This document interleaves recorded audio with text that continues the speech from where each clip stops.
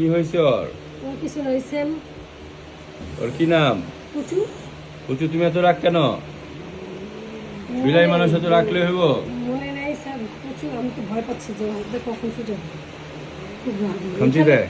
আপনার এখানে আসলে ডাক্তার কাছে আসলেও নিচে কেটে দেয়? তুই সর সামনেতে বাপ দূরে বিড়াল কি দিতে হবে ইনজেকশন এখন? বেড়ালকে তো ধরুন, আপনারা যদি বেড়াল পালেন, বেড়ালকে ভ্যাকসিন দেওয়া জরুরি। নিয়ে আসেন, করে দেবো।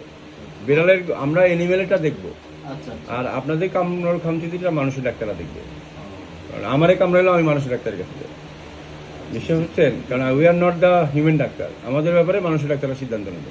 এটা বিলাই কামড়াক, চিকা কামড়াক বা বান্দর কামড়াক, ঠিক আছে? আর এনিমেল, যে কোনো এনিমেল, মানুষ বাদে যে কোনো এনিমেল আমার কাছে নিয়ে আসতে পারেন, মাছ সহ। তারপর যদি 13 মাস তো এখন কি ইনজেকশন দিতে পারে? 42 দিন বয়সে প্রথম ভ্যাকসিন। 42 দিন, 42, 6, 8, মানে। তাড়াতাড়ি নিয়ে আসেন। আচ্ছা, ওর চোখ দিয়ে পানি পড়ছে, বুঝছেন? এটা কিন্তু ভাইরাল রোগের লক্ষণ একটা, এই হলো বিষয়। তো এই কারণে আমি ওকে চেক করতেছি, চেক করে তারপরে আপনার ওর ওই কি বলে কৃমির ওষুধটা আমরা দিয়ে দিব, দুটাকেই। কৃমির ওষুধটা খাওয়াবেন, 1 সপ্তাহ পরে একটু স্টেবল হলে তারপর ভ্যাকসিনটা দিয়ে দিব।